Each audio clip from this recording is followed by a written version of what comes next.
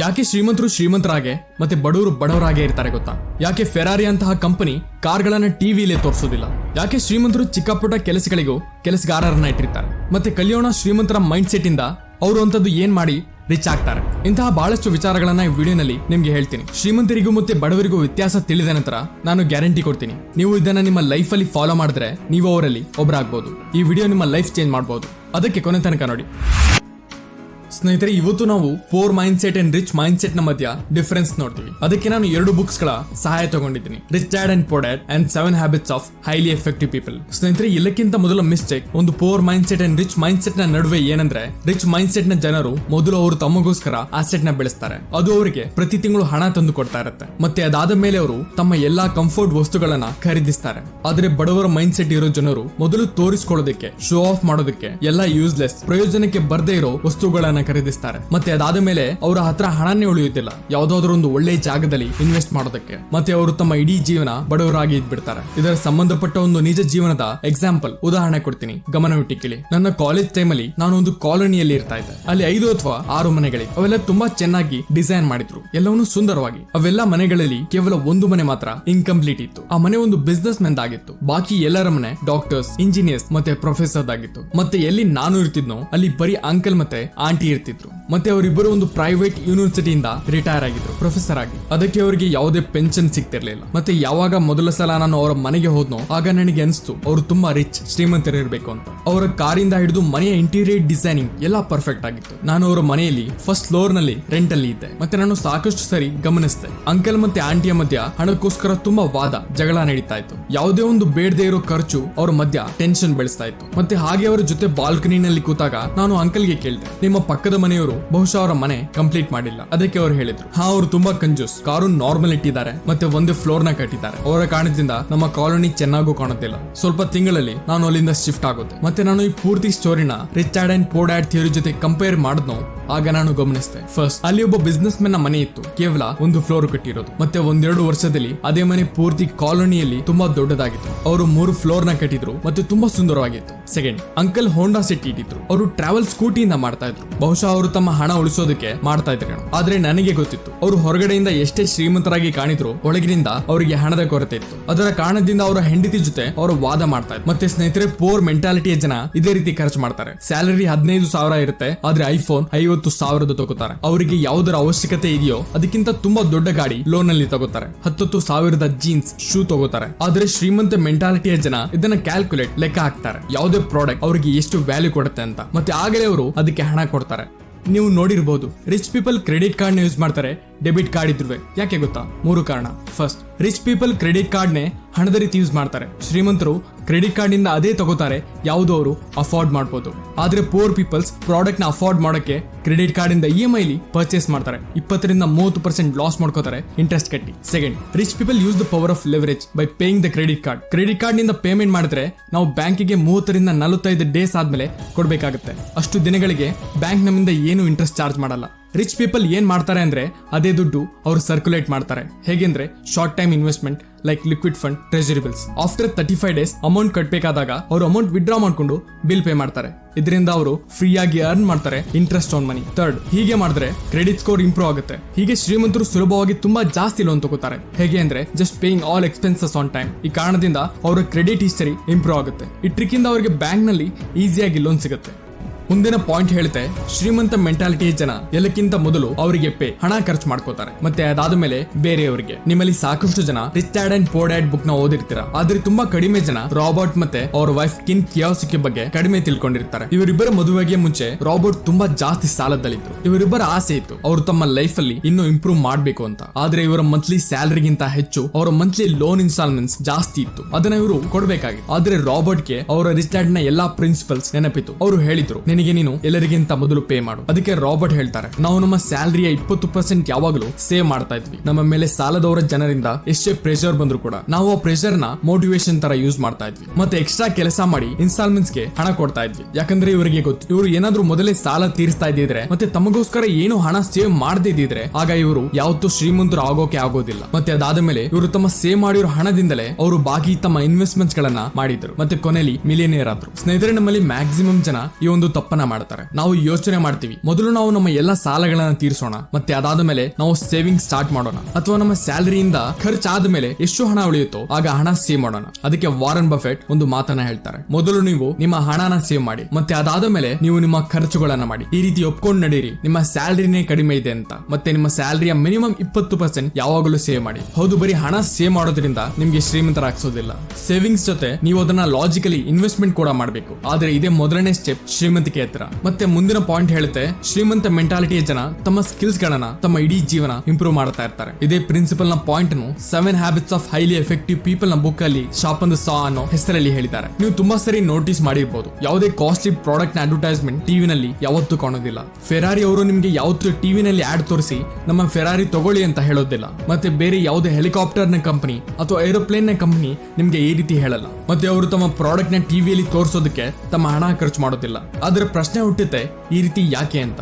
Maximum population ಟಿವಿನೇ ನೋಡ್ತಾರೆ. ಈ ರೀತಿ ಯಾಕಂದ್ರೆ ಇವರಿಗೆ ಗೊತ್ತಿದೆ, ಯಾವ ಜನರು ಇವರ ಪ್ರಾಡಕ್ಟ್ ನ ಆಕ್ಚುಲಿ ಖರೀದಿಸ್ತಾರೋ ಅವರು ತಮ್ಮ ಟೈಮ್ ನ ಟೆಲಿವಿಷನ್ ಅಲ್ಲಿ ವೇಸ್ಟ್ ಮಾಡೋದಿಲ್ಲ. ಜಾಸ್ತಿ ಪ್ರಮಾಣದಲ್ಲಿ ಮಿಡಲ್ ಕ್ಲಾಸ್ ನ ಜನ ಗ್ರಾಜುಯೇಷನ್, ಪೋಸ್ಟ್ ಗ್ರಾಜುಯೇಷನ್, PhD ಮಾಡಿರ್ತಾರೆ. ಅದಕ್ಕೆ ಅವರು ಯೋಚಿಸ್ತಾರೆ ಅವರಿಗೆ ರೆಸ್ಟ್ ನ ಅವಶ್ಯಕತೆ ಇದೆ ಅಂತ.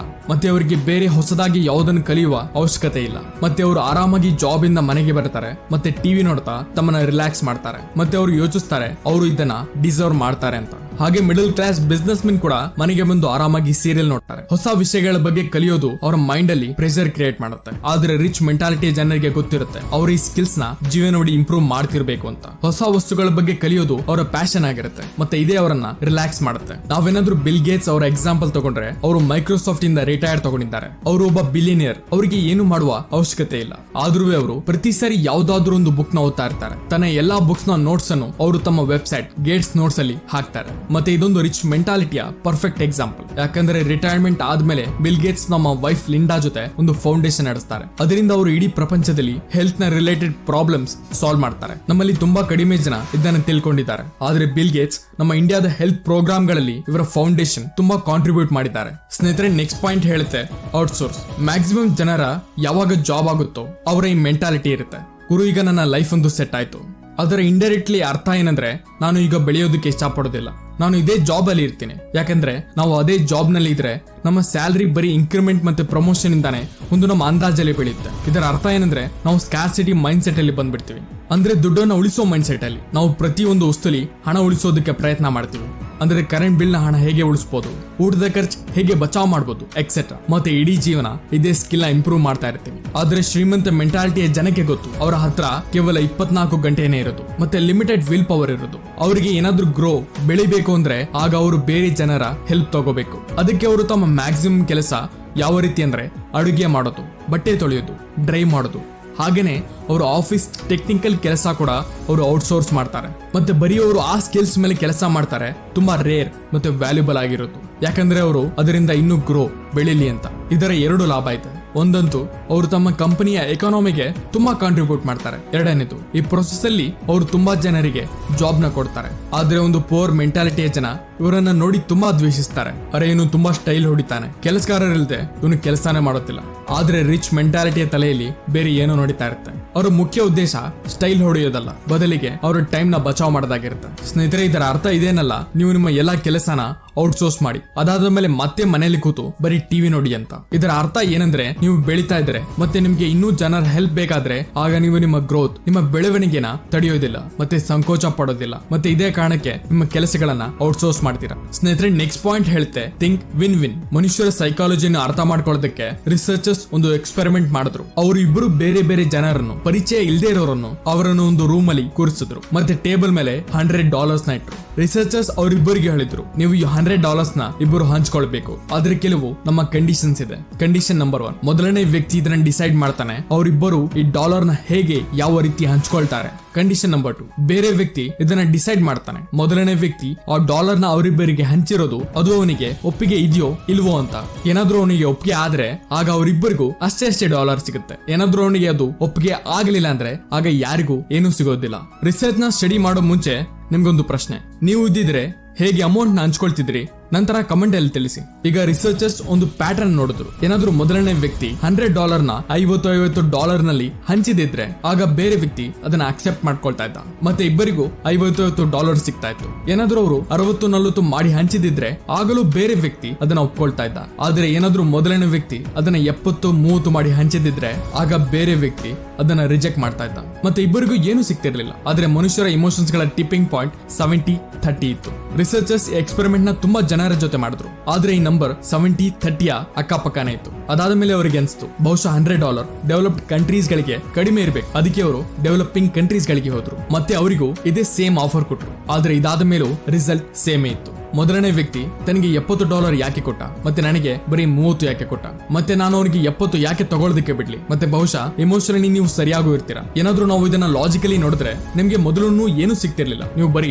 ಹಾ ಅಂತ ಹೇಳ್ಬೇಕಿತ್ತು ಅಷ್ಟೇ, ಮತ್ತೆ ನಿಮಗೆ ಆ ಡಾಲರ್ ಸಿಗ್ತಾ ಇತ್ತು. ಆದ್ರೆ ಮ್ಯಾಕ್ಸಿಮಮ್ ಜನ ಈ ಡೀಲ್ ನ ನೋ ಅಂತ ಹೇಳ್ತಾರೆ. ಮತ್ತೆ ಇದು ಪೋರ್ ಮೈಂಡ್ ಸೆಟ್ ಜನರ ಸೈಕಾಲಜಿ ಆಗಿರುತ್ತೆ. ಅಲ್ಲಿ ಜೆಲಸಿ, ಕೋಪ, ಕಾಂಪಿಟಿಷನ್ ಎಮೋಷನ್ಸ್ ಇದೆ. ಆದ್ರೆ ರಿಚ್ ಮೈಂಡ್ ಸೆಟ್ ನ ಜನ ತಮ್ಮ ಬುದ್ಧಿನ ಯೂಸ್ ಮಾಡಿ ಯಾವ್ದಾದ್ರು ಒಂದು ಐಡಿಯಾ ತೆಗಿತಾರೆ, ಅದರಿಂದ ಇಬ್ಬರ ಲಾಭ ಆಗೋ ರೀತಿ. ಅವರು ವಿನ್ ವಿನ್ ನಲ್ಲಿ ಬಿಲೀವ್ ಮಾಡ್ತಾರೆ. ಅವರು ವಿನ್ ಲಾಸ್ ನ ಅವರು ಮಾಡೋದಿಲ್ಲ. ಏನಾದ್ರೂ ಅವರಿಗೆ ವಿನ್ ವಿನ್ ಸಿಚುವೇಶನ್ ಅಲ್ಲಿ ಅವರಿಗೆ ಕಡಿಮೆ ಪರ್ಸೆಂಟೇಜ್ ಸಿಕ್ಕಿದ್ರೆ ಆದ್ರೂ ಅವರು ಆ ಡೀಲ್ ನ ಒಪ್ಕೊಳ್ತಾರೆ. ಯಾಕಂದ್ರೆ ಅವರಿಗೆ ಗೊತ್ತಿದೆ ಅವರು ಇದೇ ರೀತಿ ಸಾವಿರಾರು ಅವಕಾಶಗಳನ್ನ ಇನ್ನು ಕ್ರಿಯೇಟ್ ಮಾಡ್ತಾರೆ ಅಂತ. ಮತ್ತೆ ಅವರಿಗೆ ಬೇರೆಯವರಿಗೂ ಒಂದು ಒಳ್ಳೆ ಪ್ರಾಫಿಟ್ ನ ಸಂಪಾದಿಸ್ತಾರೆ. ಮತ್ತೆ ಸ್ನೇಹಿತರೆ, ನಾವು ಈ ವಿಡಿಯೋನಲ್ಲಿ 5 ಪಾಯಿಂಟ್ ಕವರ್ ಮಾಡಿದ್ವಿ. ಎಲ್ಲಕ್ಕಿಂತ ಮೊದಲಾಗಿತ್ತು ಫಸ್ಟ್ ಅಸೆಟ್ಸ್ ದೆನ್ ಕಂಫರ್ಟ್. ಎಲ್ಲಕ್ಕಿಂತ ಮೊದಲು ಈ ರೀತಿ ಸೋರ್ಸ್ ನ ಕ್ರಿಯೇಟ್ ಮಾಡಿ, ಅದರಿಂದ ನಿಮ್ಗೆ ಹಣ ಬರಲಿ. ಮತ್ತೆ ಅದಾದ್ಮೇಲೆ ಕಂಫರ್ಟೇಬಲ್ ಮತ್ತೆ ಶೋ ರೀತಿ ವಸ್ತುಗಳನ್ನ ಖರೀದಿಸಿ. Second, pay your self first. ಎಲ್ಲಕ್ಕಿಂತ ಮೊದಲು ನಿಮಗೆ ನೀವು ಪೇ ಮಾಡಿ. ಯಾವಾಗಲೂ ಟ್ರೈ ಮಾಡಿ ನಿಮ್ಮ ಇನ್ಕಮ್ ನ ಅಟ್ಲೀಸ್ಟ್ 20% ಮೊದಲು ಸೇವ್ ಮಾಡಿ. ಬದಲಿಗೆ ನಿಮ್ಮಲ್ಲಿ ಎಷ್ಟೇ ಪ್ರೆಷರ್ ಬಂದ್ರು ಸರಿನೇ, ಇದನ್ನ ಒಪ್ಕೊಂಡು ನಡೀರಿ ನಿಮ್ಮ ಸ್ಯಾಲರಿನೇ ಕಡಿಮೆ ಅಂತ. ಮತ್ತೆ ಅದಾದ್ಮೇಲೆ ಆ ಇನ್ಕಮ್ ನ 20% ಭಾಗ ಇನ್ವೆಸ್ಟ್ ಮಾಡೋದನ್ನ ಕಲೀರಿ. ಥರ್ಡ್, ನಾವು ನೋಡಿದ್ವಿ ಔಟ್ಸೋರ್ಸ್. ನೀವೇನಾದ್ರೂ ನಿಮ್ಮನ್ನ ನೀವು ಇಂಪ್ರೂವ್ ಮಾಡ್ತಾ ಇದ್ರೆ ಮತ್ತೆ ನಿಮಗೆ ಟೈಮ್ ನ ಅವಶ್ಯಕತೆ ಇದ್ರೆ ಆಗ ನೀವು ನಿಮ್ಮ ಕೆಲಸನ ಔಟ್ಸೋರ್ಸ್ ಮಾಡಬಹುದು. ಇದರಲ್ಲಿ ಕೊಂಜಿಸಿ ತೋರಿಸಬೇಡಿ. ಕಂಟಿನ್ಯೂಸ್ಲಿ ನಿಮ್ಮ ಸ್ಕಿಲ್ಸ್ ನ ಇಂಪ್ರೂವ್ ಮಾಡ್ತಾ ಇರಿ. ಹೊಸ ಬುಕ್ಸ್, ವಿಷಯಗಳನ್ನ ಓದಿ. ಮತ್ತೆ ಲಾಸ್ಟ್ ಪಾಯಿಂಟ್ ಬರುತ್ತೆ ಥಿಂಕ್ ವಿನ್ ವಿನ್. ಇದನ್ನ ಯೋಚನೆ ಮಾಡಬೇಡಿ ಬೇರೆಯವರಿಗೆ ನನಗಿಂತ ಜಾಸ್ತಿ ಸಿಗ್ತಿದೆ. ನೀವು ಇದನ್ನ ಯೋಚನೆ ಮಾಡಿ, ನಿಮಗೆ ಮೊದಲು ಏನೂ ಸಿಗ್ತಿರ್ಲಿಲ್ಲ, ಅದರ ಕಂಪ್ಯಾರಿಟಿವ್ಲಿ ನಿಮಗೆ ಈಗ ಏನಾದ್ರೂ ಸಿಗ್ತಿದೆ. ನೀವೇನಾದ್ರೂ ಟ್ಯಾಲೆಂಟೆಡ್ ಆಗಿದ್ರೆ ಆಗ ನೀವು ಈ ರೀತಿ ಸಿಚುವೇಶನ್ ಗಳನ್ನ ತುಂಬಾ ಕ್ರಿಯೇಟ್ ಮಾಡ್ತೀರಾ. ಲೈಫ್ ಅಲ್ಲಿ ಬೇಗ ಮುಂದೆ ಹೋಗೋದನ್ನ ಕಲಿಯಿರಿ. ಯಾಕಂದ್ರೆ ನಮ್ಮ ಲೈಫ್ ಅಷ್ಟು ದೊಡ್ಡದಲ್ಲ, ಮತ್ತೆ ನಾವು ಈ ಪ್ರಪಂಚದಲ್ಲಿ ಸದಾ ಇರೋದಕ್ಕೆ ಬಂದಿಲ್ಲ. ಸ್ನೇಹಿತರೆ, ನೀವು ನಮಗೆ ಕಮೆಂಟ್ ಬಾಕ್ಸ್ ಅಲ್ಲಿ ತಿಳಿಸಬಹುದು ನೆಕ್ಸ್ಟ್ ಮುಂದಿನ ವಿಡಿಯೋ ಯಾವ ಟಾಪಿಕ್ ಮೇಲೆ ಬೇಕೆಂದು. ನಿಮ್ಮಿಂದ ಫೀಡ್ಬ್ಯಾಕ್ ನಾವು ಆ ವಿಡಿಯೋನ ಖಂಡಿತ ಮಾಡ್ತೀವಿ. ಈ ಚಾನೆಲ್ ನ ಸಬ್ಸ್ಕ್ರೈಬ್ ಮಾಡಿ, ಬೆಲ್ ಬಟನ್ ಪ್ರೆಸ್ ಮಾಡಿ. ಇದೇ ರೀತಿ ಯೂಸ್ಫುಲ್ ಇನ್ಸ್ಪೈರಿಂಗ್ ನಾಲೆಜ್ ನ ನೀವು ಮಿಸ್ ಮಾಡದೇ ಇರೋದಕ್ಕೆ. ಮತ್ತೆ ಈ ವಿಡಿಯೋನ ಲೈಕ್ ಮಾಡಿ ನಮ್ಮ ಕಾನ್ಫಿಡೆನ್ಸ್ ಹೆಚ್ಚಿಸಲು.